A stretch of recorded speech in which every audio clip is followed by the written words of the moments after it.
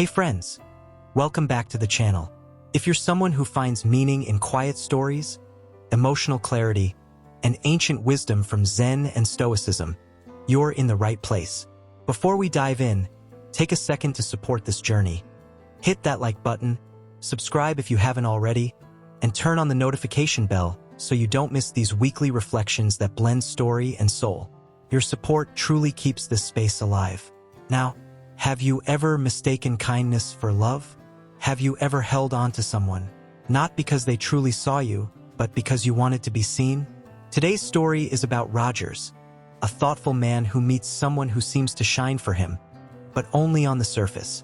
What begins as hope slowly unravels into a quiet lesson about illusion, acceptance, and the beauty of letting go. This is The Smile That Lied, how Rogers saw through the illusion. A tale shaped by Zen clarity and Stoic resolve. Let's begin. Rogers was not a fool, but even wise men can mistake politeness for affection, especially when the heart is lonely. Rogers met Elena through a mutual friend during a quiet dinner gathering. She was gentle in her manner, soft-spoken, and kind in a way that felt almost deliberate. She listened well, nodded often, and smiled warmly at every word that fell from his lips. When they texted later, she replied quickly and enthusiastically. When he asked her out for coffee, she agreed without hesitation. She never canceled, never rescheduled. Always present, always pleasant. To an outside observer, it would seem obvious she liked him. His friends encouraged him, telling him to pursue it further. And yet, something deep within Rogers stirred uneasily. She never reached out first.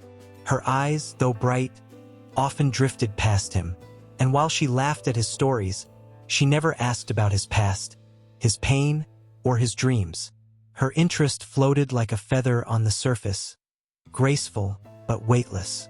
One evening, as he sat alone reflecting, a Zen koan surfaced in his mind.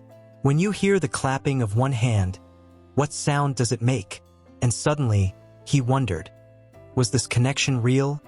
Or was he simply echoing his own hopes into her silence?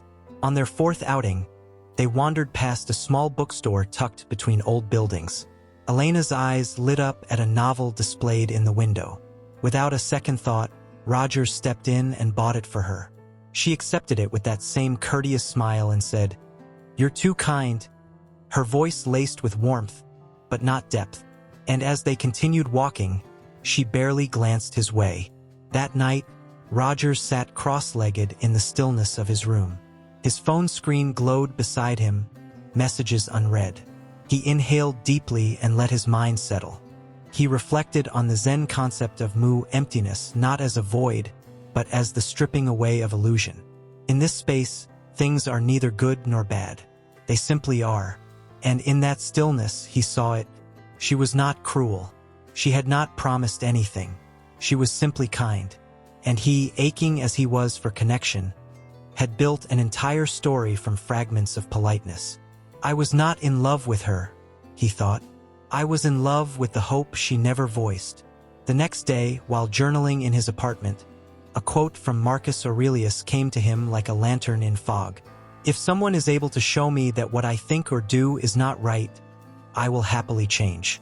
For I seek the truth, by which no one was ever truly harmed. He began replaying every interaction with Elena, not as a hopeful man, but as an observer.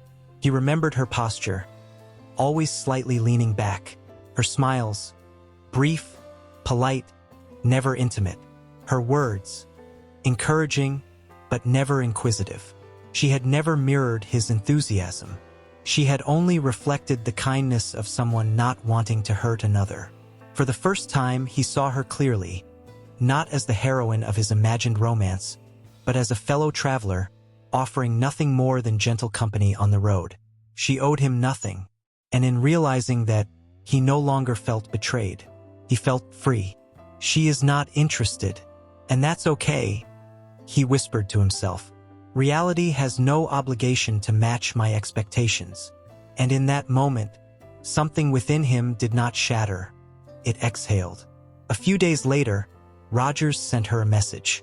Simple, grateful, without pretense or emotional demand. Hey Elena, thank you for your time and your kindness.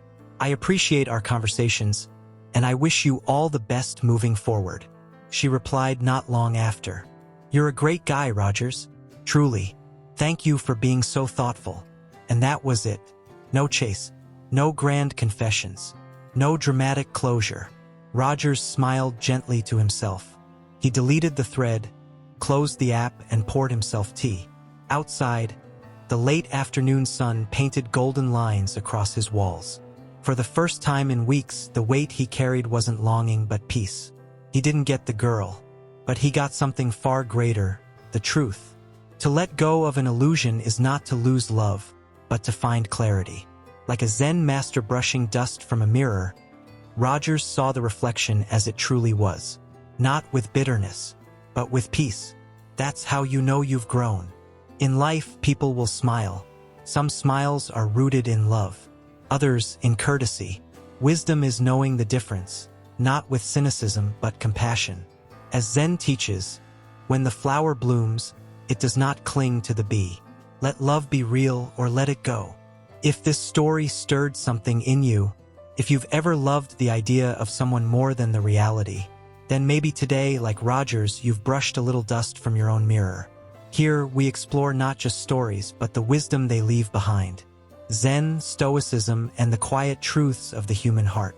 So if you found meaning in this moment, help us keep telling stories like this. Like this video to support the message. Subscribe to join this growing circle of thoughtful souls.